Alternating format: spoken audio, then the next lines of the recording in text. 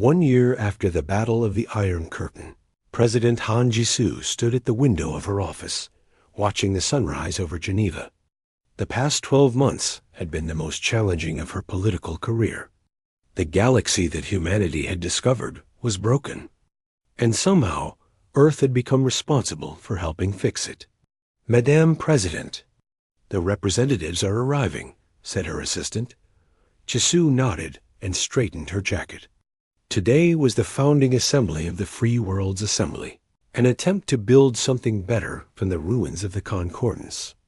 207 species had agreed to participate. It was far fewer than the 847 that had been in the Concordance. But it was a start.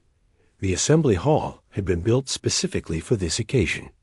A massive structure near the ruins of the old United Nations building.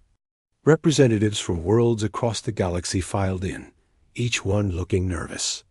Many of them were still recovering from the trauma of awakening, of discovering that their thoughts hadn't been entirely their own for generations. Ambassador Park Ji-woo, now Earth's chief diplomatic officer, took her position at the podium. She had spent the last year traveling to dozens of worlds, listening to their stories and helping them understand what had happened to them. Some species were grateful to be free. Others were angry, even furious. A few actually wanted the Concordance restored, terrified by the chaos that freedom had brought. "We gather today not as conquerors or subjects, but as equals," Ji-woo began. Her voice was translated into hundreds of languages simultaneously.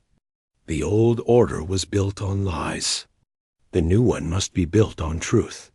In the front row, Rixpela sat with other representatives from liberated worlds.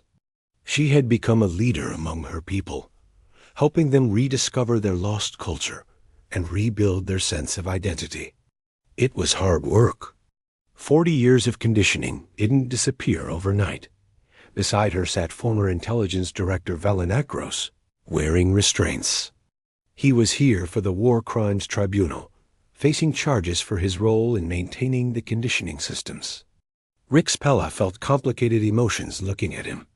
He had helped enslave billions, but he had also been a victim himself, conditioned long ago to believe he was doing the right thing. The Assembly's first order of business was establishing the principles of sovereign contact. Ambassador Ji-woo presented them one by one. First, no psychic manipulation of any kind. All species have the right to their own thoughts. Second, no forced integration. Joining any alliance must be a genuine choice, made with full information. Third, voluntary cooperation. We work together because we choose to, not because we must. The principles passed unanimously.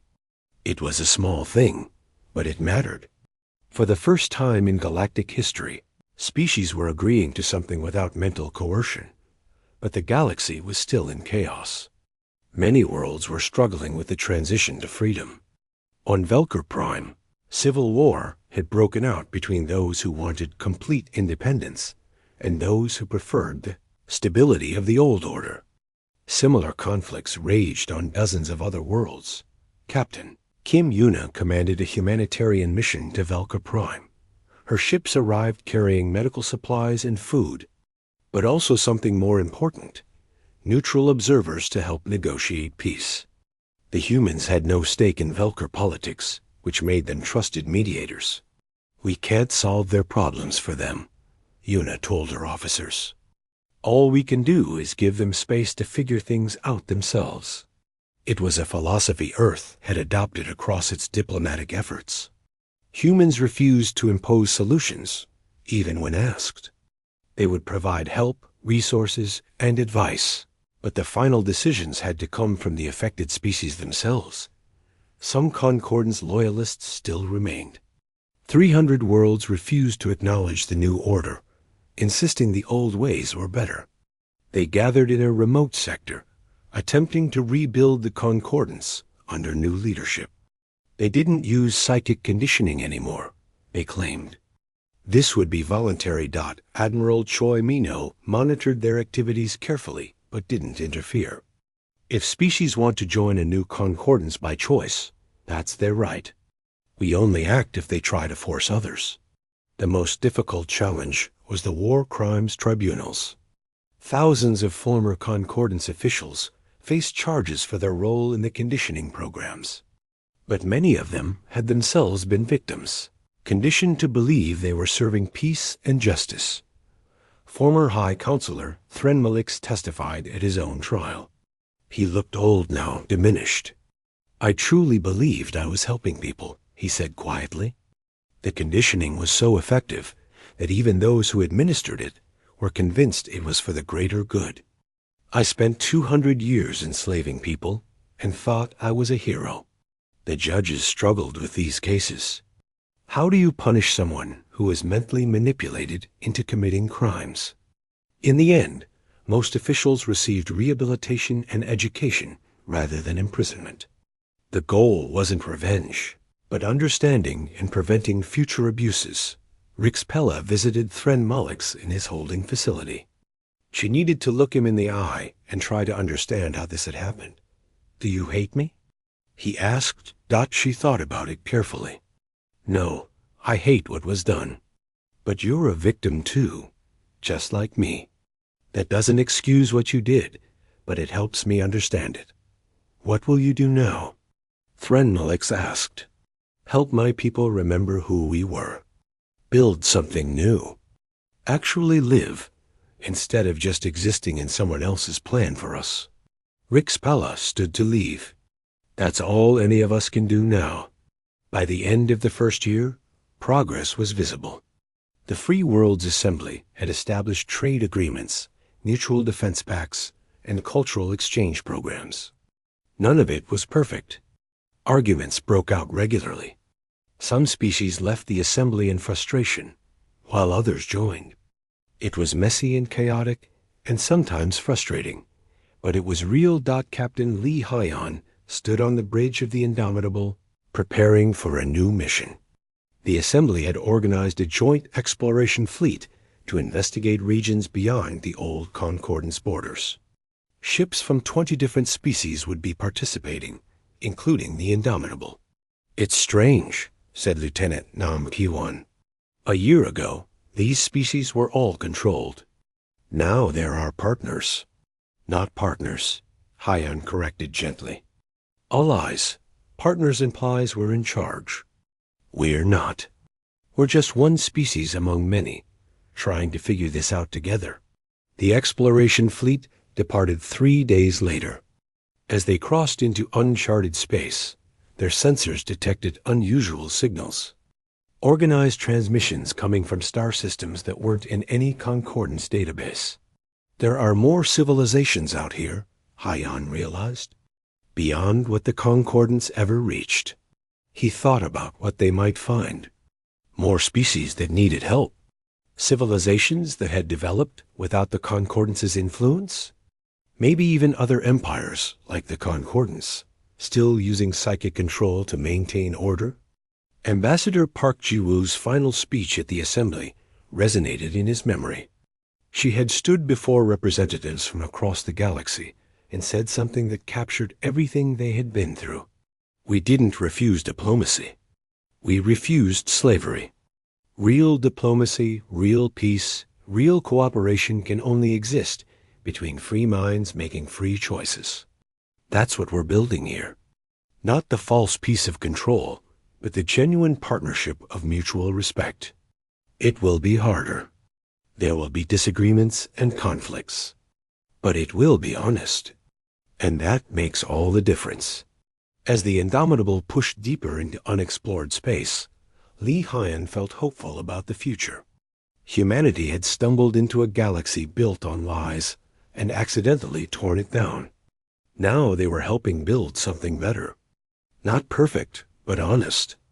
Not always peaceful, but genuinely free. His communications officer interrupted his thoughts. "Captain, we're receiving a signal from one of those unknown systems. It's encoded with psychic conditioning protocols. A different type than the concordance used, but definitely designed to control minds." Hyan felt his jaw tighten.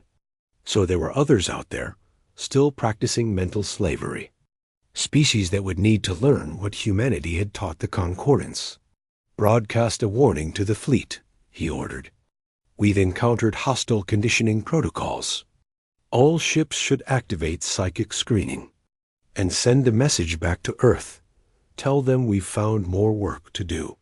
The Indomitable and her sister ships moved forward, carrying the message of freedom to whatever lay ahead.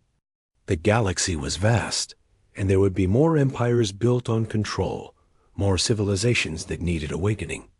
It would be a long journey, but humanity had never been afraid of a challenge. They had refused to surrender their freedom, even when the entire galaxy told them to submit.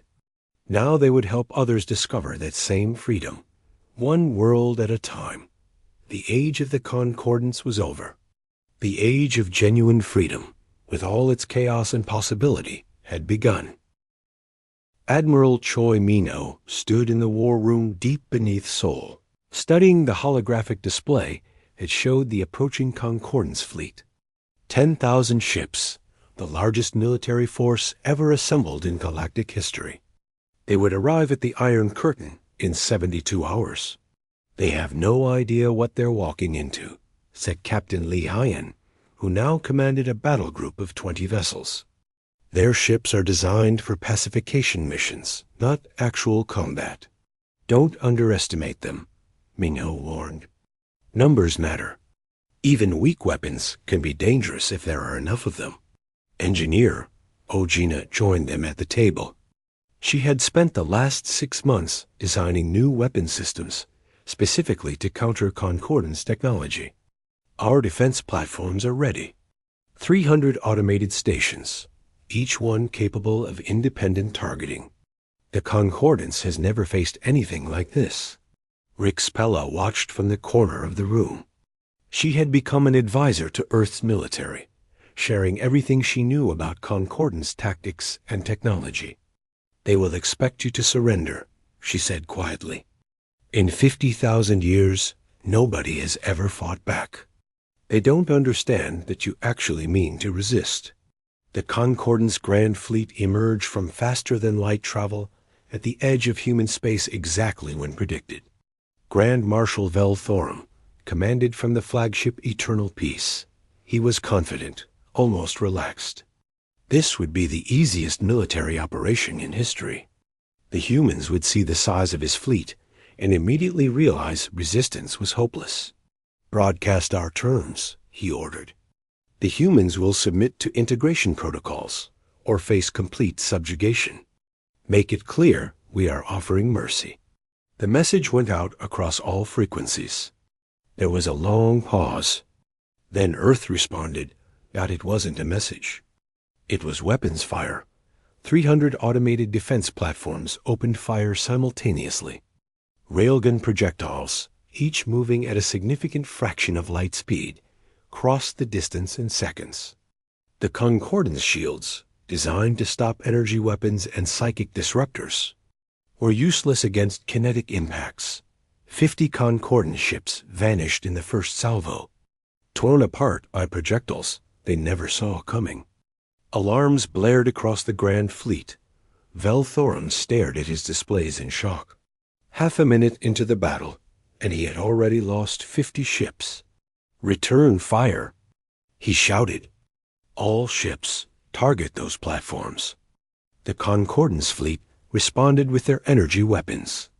Blue-white beams lanced across space, striking the automated platforms. But the human defenses had been built with redundancy in mind. Each platform had multiple shield generators and armor, thick enough to withstand dozens of hits. Meanwhile, more human weapons were activating. Missile pods hidden in asteroids launched their payloads.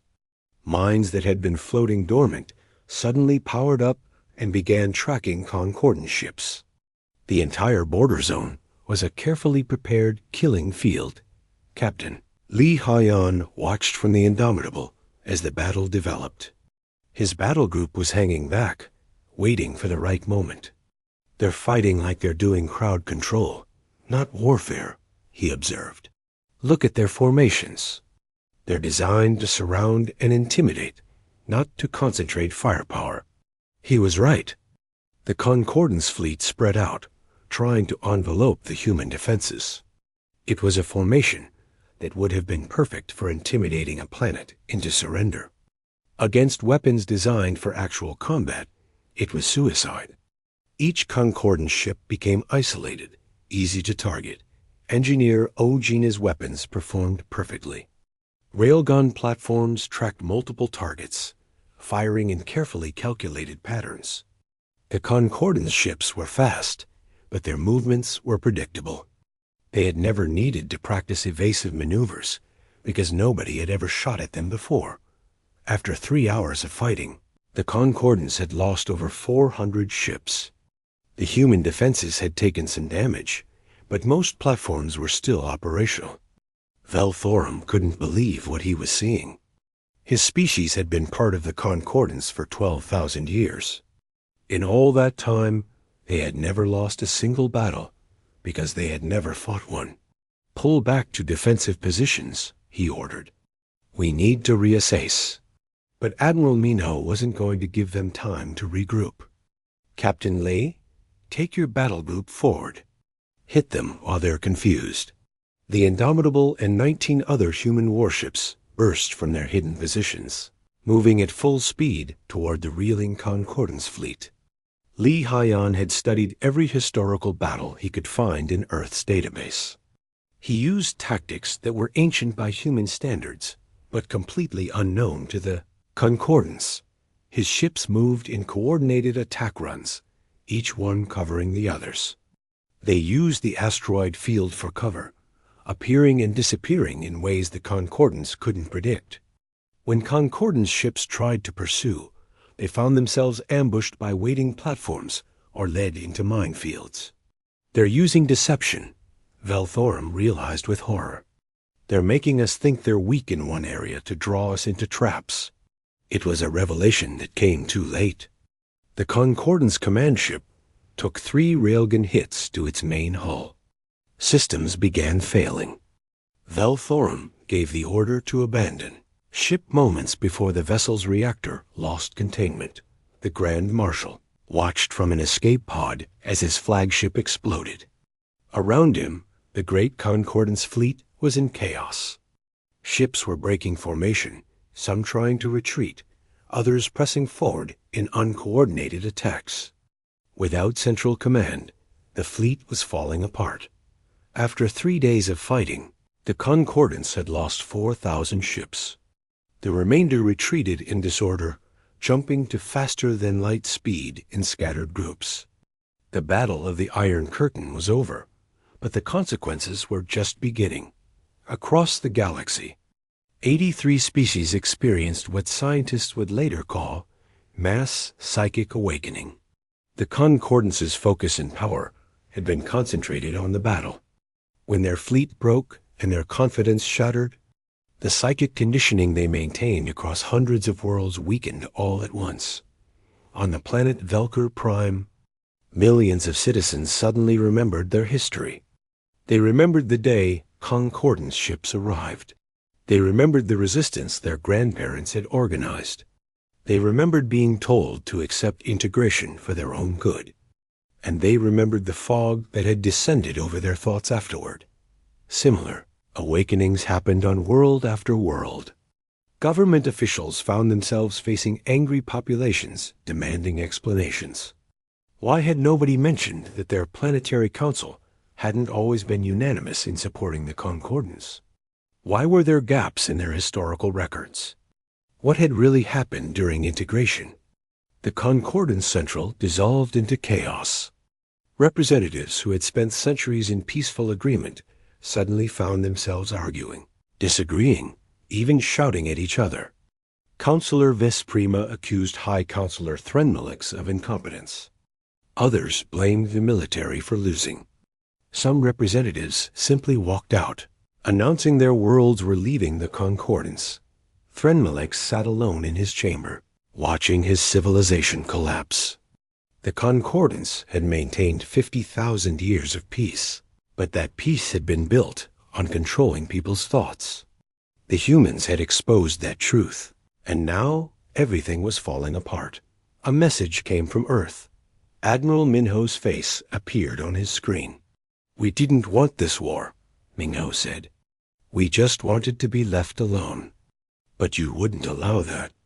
You tried to enslave us, and when that failed, you attacked.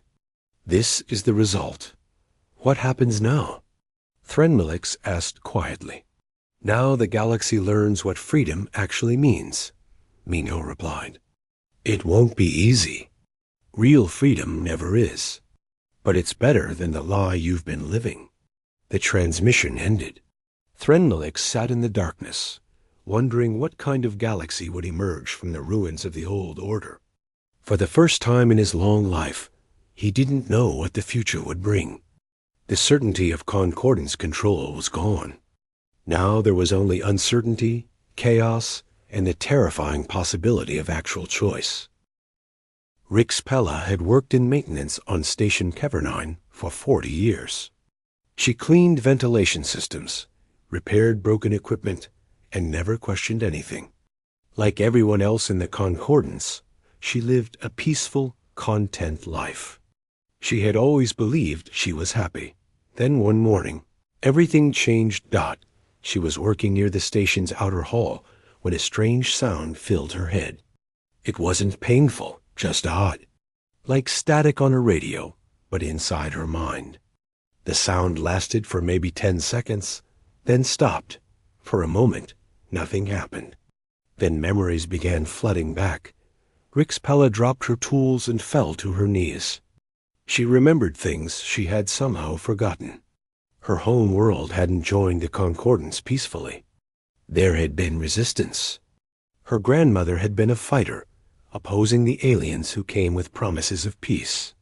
Rix Pella remembered protests, demonstrations, people demanding that the newcomers leave. Then the memories stopped. Or rather, they had been covered up.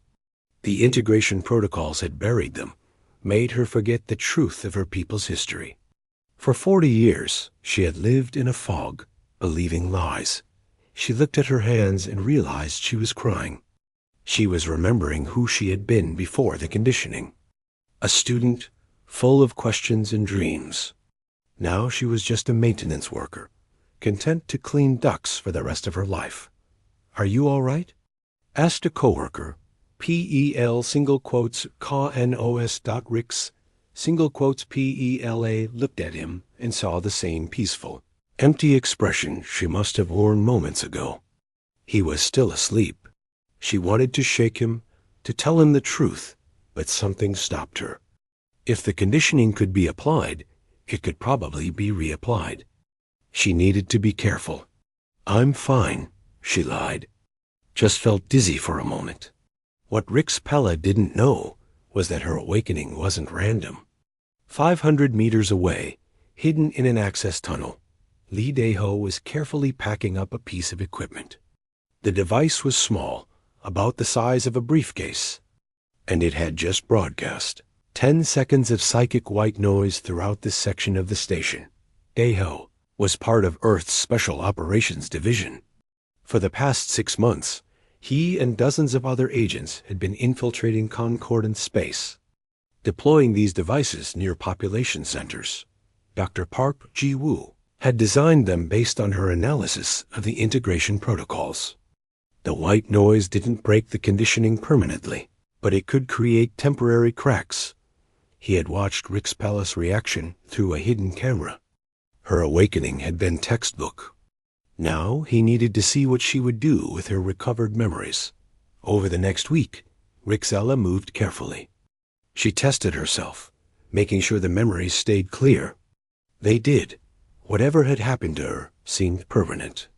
She began to notice things she had never questioned before. The way everyone on the station spoke in similar patterns. How nobody ever argued or disagreed about anything important. The strange, peaceful compliance that filled every conversation. She started asking careful questions, trying to find others who might be aware. But everyone else seemed lost in the fog. Finally, she made a mistake. During a maintenance briefing, the supervisor mentioned increased human activity near the border. He spoke about the humans as dangerous primitives who refused to join civilized society. Something in Rick's palace snapped. Maybe they have good reasons for refusing, she said. The room went silent. Her supervisor stared at her with confusion. What do you mean? The concordance brings peace to all species, does it? Rick's Bella felt her heart pounding. Or does it just make us forget we had a choice? She knew immediately she had gone too far. Within an hour, concordance security arrived at her quarters. They didn't hurt her, didn't even threaten her. They just politely asked her to come with them for psychological evaluation. Rixella was taken to a secure medical facility. A doctor examined her, running scans of her brain. His face showed concern. Your integration protocols have degraded, he said gently. This is very rare, but treatable. We'll have you feeling better in no time. I feel fine, Rixella said. Better than I have in 40 years, actually. That's the degradation talking. You're experiencing false clarity, a known side effect when the protocols malfunction. Don't worry, we can restore your peace. They were going to condition her again, erase her recovered memories, and turn her back into a compliant drone. Rixella felt panic rising. She looked around the medical room, searching for any way out. That's when the wall exploded. Lee Daeho had been monitoring concordant security frequencies. When he heard about Rixella's arrest, he knew she was the breakthrough he'd been waiting for. A genuinely awakened alien who understood what had been done to her. He couldn't let them recondition her. He crashed through the facility's wall using a small shaped charge, grabbed Rixella, and ran. Security forces responded, but they were used to dealing with compliant, peaceful citizens. They had no idea how to handle a trained human operative. Daeho's ship was hidden in a nearby asteroid field. He got Rixella aboard and jumped to faster-than-light speed before concordance ships could intercept them. 3 days later, they arrived at a human outpost on the edge of controlled space. Commander Bay Sora met them at the dock. She had been coordinating the deployment of psychic disruptors across concordance space. Rixella was the first awakened alien they had successfully recovered. We need to get your story out there, Sora told her. The galaxy needs to know the truth from someone who lived it. Rixella agreed.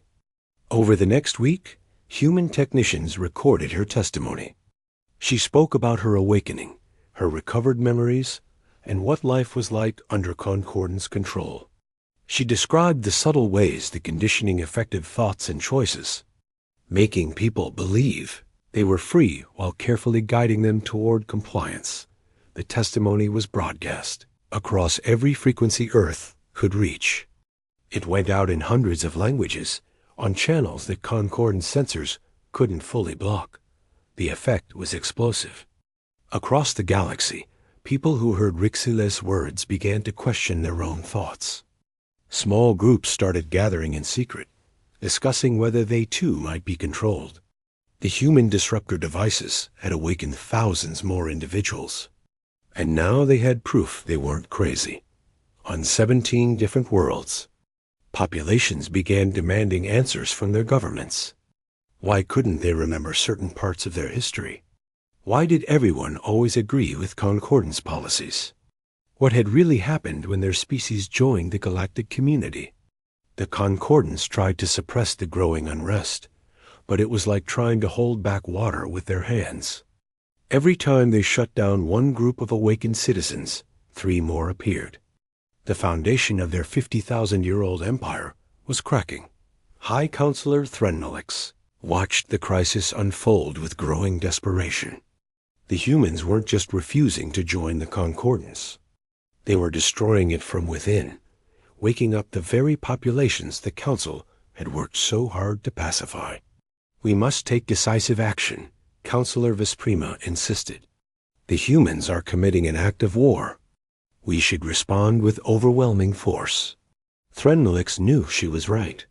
The time for half measures had passed. If the concordance didn't act now, the entire galactic order would collapse. "Assemble the Grand Fleet," he ordered. "We will offer the humans one final chance to submit. If they refuse, we will do what we have never done before. We will go to war." High Counselor Threnmalix had ruled the Galactic Concordance for 200 years, and in all that time he had never felt fear like this. His three-fingered hands trembled as he looked at the report on his display. The emergency council session had been called in the middle of the night cycle, something that hadn't happened in 3,000 years. Around him, representatives from 847 different species filled the grand chamber. Some had faces, some didn't. Some breathed oxygen, others methane or ammonia. But all of them looked worried. The peaceful order they had known for 50 millennia was under threat from a species they had only just discovered. "Let me understand this correctly," said Counselor Vesprima, her voice sharp. "A single human ship destroyed our flagship and forced an entire patrol fleet to retreat." Intelligence Director Velinacros stepped forward. He was tall and thin, with skin like polished metal. "That is correct, Counselor. But the situation is far worse than a simple military defeat. The humans detected our integration protocols." A wave of shocked murmurs spread through the chamber. Integration protocols were never discussed openly. They were the foundation of galactic peace, the sacred tool that had prevented war for thousands of generations. "Impossible," said Threnmalix, though his voice lacked confidence. "No species has ever detected this psychic conditioning before. It operates below conscious awareness." "The humans did," Velinacros replied. He pulled up data on the central hologram. "Our analysis suggests they have been preparing for hostile first contact for centuries. Their communication systems automatically screen for any kind of subliminal programming. They detected our welcome message as an attack and responded accordingly." Ambassador Krulvistix, the diplomat who had led the first contact mission, stood in a containment field at the center of the chamber. He looked defeated. "I followed standard procedures exactly. The integration protocols should have worked within minutes. Instead, they saw through everything and nearly killed me." Threnmalix felt his world crumbling. The Concordance had maintained galactic peace for so long that most species had forgotten war ever existed. But that peace was built on a lie. Every species that joined the Concordance had their minds subtly altered, their aggressive impulses suppressed, their desire for independence quietly erased. It wasn't slavery, exactly. The affected species remained themselves, mostly. They just became peaceful, cooperative, and utterly loyal to the Concordance. "What do we know about human psychology?" asked another counselor. Velinacros displayed more data. "They are remarkably resistant to psychic manipulation. Our xenopsychology teams believe this is because their brains evolved in an unusually competitive environment. They are naturally suspicious, can constantly screen for deception. This makes them almost immune to our standard techniques." "Then we use advanced techniques," suggested Counselor Vesprima. "Surely we have stronger protocols for difficult cases." "We tried to deploy those when they severed communication," Velinacros admitted. "That's when they fired on us. The humans interpreted our attempt to restore contact as a hostile act." Threnmalix stood up, his ceremonial robes flowing around him. "Then we must consider our options carefully. We can attempt containment, keeping them isolated in their corner of the galaxy. We can pursue elimination, though their military capabilities appear formidable. Or," he paused, the word bitter in his mouth, "we can attempt actual diplomacy." The chamber erupted in arguments. Actual diplomacy, without the integration protocols, hadn't been practiced in living memory. Nobody knew how to negotiate with a species that couldn't be conditioned to agree. While the Concordance debated, something was happening on Earth that would make their decision irrelevant. Captain Kim Yuna sat in a dark room beneath Sol, watching streams of data flow across multiple screens. Her team of cyber warfare specialists had been working nonstop since the Indomitable had returned. They had captured fragments of concordance transmissions during the brief contact, and buried in those fragments were access codes and network protocols. "We're in," said one of her technicians. "Their security is surprisingly weak." Yuna smiled coldly. "They've never needed strong security. Nobody fights back when their mind is being controlled. Start copying everything you can find. Focus on historical records and integration procedures." Over the next 72 hours, her team stole terabytes of data from concordance systems. What they found was horrifying. Records going back 50,000 years, documenting the systematic mental enslavement of every species that had ever achieved spaceflight. The concordance had files on 847 different civilizations, complete with before and after psychological profiles. The pattern was always the same. First contact would occur, integration protocols would be deployed, and within days or weeks, the new species would voluntarily join the concordance. Their leaders would sign treaties they thought were their own idea. Their people would embrace galactic culture without realizing their thoughts were not entirely their own. Yuna forwarded the data directly to President Han Jisoo. The president sat in her office in Geneva, reading through the stolen files with growing horror. She had spent her entire political career promoting peace and cooperation between Earth's nations. Now she was learning that the galaxy's version of peace was built on the violation of every principle she held sacred. She called an emergency session of the United Earth Government. Representatives from every nation gathered in the assembly hall. Han Jisoo stood before them, her face grim. "Ladies and gentlemen, I must share something with you. Our first contact with alien life has revealed a disturbing truth. The Galactic Concordance is not a voluntary alliance. It is a system of mental slavery that has existed for thousands of generations." She displayed the stolen data on screens around the hall.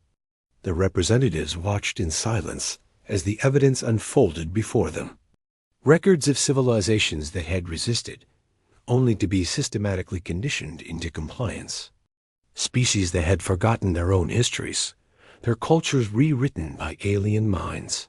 "They tried to do this to us," Han Jisoo continued. "Within minutes of first contact, they attempted to enslave our species. They failed only because we were paranoid enough to build defenses against something we'd never encountered. The vote was unanimous. Earth would have no contact with the Concordance under any circumstances. All diplomatic channels would be closed. Any Concordance ship entering human space would be turned away, but Han Jisoo took one more step. She ordered the evidence broadcast on all public channels. Every human on Earth and in the colonies would know the truth about the galaxy they had just discovered. The Concordance learned of the broadcast 2 days later. Threnmalix watched in despair as human transmissions spread across the galaxy, beaming out the stolen data for anyone to see. The humans had exposed the Concordance's greatest secret to the entire galaxy. "They refused to even speak with us," Velanakros reported. "We've sent 47 different diplomatic missions. All have been turned away without communication. The humans are building defensive installations around all their territory. They call it the Iron Curtain." Threnmalix slumped in his seat. For 50,000 years, every species had joined the Concordance peacefully. Now, for the first time in recorded history, a species was not only refusing to join, but actively exposing the truth about how galactic society actually functioned. "What do we do?" asked Counselor V.E. Prima. The High Counselor had no answer. The Concordance had never faced a problem it couldn't solve with psychic conditioning. Now they were confronting a species that was immune to their only tool, and they had no idea how to proceed. Captain Lee Hyan stood on the bridge of the U.E. Indomitable, watching the stars streak past in ribbons of light. They had been traveling for 3 months, pushing deeper into unexplored space than any human had ever gone. The quantum fold drive hummed beneath his feet, a sound that had become as familiar as his own heartbeat. "Captain, we're detecting something unusual," said Lieutenant Nam Kiwan from his station. "Multiple objects ahead, definitely artificial." Hyen felt his chest tighten. This was the moment humanity had prepared for, hoped for, and feared in equal measure. Slow to sublite. Battle stations, but keep weapons cold. Let's not start a war on our first day. The Indomitable dropped out of faster-than-light travel, and the view screen cleared. What Hyen saw made him grip the armrest of his chair. 7 massive ships floated in formation, each one larger than any vessel humanity had ever built. They were beautiful in a strange way, covered in geometric patterns that seemed to shift and change as you looked at them. "They're hailing us," said Dr. Park Ji-woo from the communications station. Her hands moved quickly across her console. "I'm receiving what looks like a standard greeting package. Mathematical sequences, star charts, universal constants. This is textbook first contact procedure." Hyen nodded slowly. "Send our greeting package in return. Let them know we come in peace." The next few minutes passed in tense silence. Then the alien ships responded. A complex series of images and sounds began filling the communication channel. Ji-woo's face lit up as she worked to decode the message. "They're calling themselves representatives of something called the Galactic Concordance," she said. "They're welcoming us to the wider community of intelligent life. Captain, this is incredible. They're saying there are hundreds of other species out there." But as Ji-woo continued to analyze the transmission, her expression changed. Her fingers flew across her keyboard, running the signal through multiple filters. Suddenly, she stood up, her face pale. "Captain, cut the transmission now." Hyen didn't hesitate. "Comms, sever all connections to those ships immediately." The bridge fell silent. Everyone turned to look at Ji-woo, who was staring at her screen with horror. "There's something hidden in their message," she said quietly. "Frequencies that shouldn't be there. I ran them through our psych warfare detection systems. Captain, they're trying to condition our minds. The whole greeting message is laced with subliminal programming designed to make us compliant and submissive." Hyen felt cold anger wash over him. Humanity's first contact with alien life, and they had tried to enslave them within minutes. "Are you certain?" "Absolutely. If we'd kept listening for another few minutes, we would have started feeling overwhelming trust toward them. An hour of exposure would have made us willing to do anything they asked." Ji-woo looked sick. "This isn't a greeting. It's an attack." "Captain, the alien ships are moving," warned Nam Kiwan. "They're taking up positions around us." On the view screen, the 7 vessels began to spread out, forming a loose cage around the Indomitable. A new transmission came through, this time in broken English, that their computer had clearly just learned from humanity's greeting package. "Human vessel, you must continue receiving guidance transmission. All new species require integration assistance. Please restore communication channels immediately." Hyen stood up. "Navigation, plot and escape vector. Weapons, bring all systems online, but do not lock targets yet. Let's see if they'll let us leave peacefully." The Indomitable began to turn away from the alien formation. Immediately, 3 of the alien ships moved to block their path. Then, without warning, they fired. Blue-white beams of energy struck the Indomitable's shields. Alarms blared across the bridge. But after a moment, the weapons officer looked up in surprise. "Captain, their weapons are barely scratching our shields. Whatever they're firing, it's not designed to penetrate military-grade defensive systems." Hyen realized the truth in that moment. These aliens had never fought anyone who could resist them. Their mind control worked so well that they never needed real weapons. Every species they encountered probably surrendered within hours of first contact, their minds twisted by hidden frequencies they couldn't even detect. But humanity was different.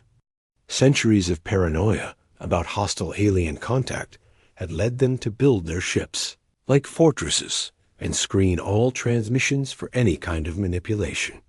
It had seemed like overkill at the time. Now it was saving their lives. "Return fire," Hyan ordered.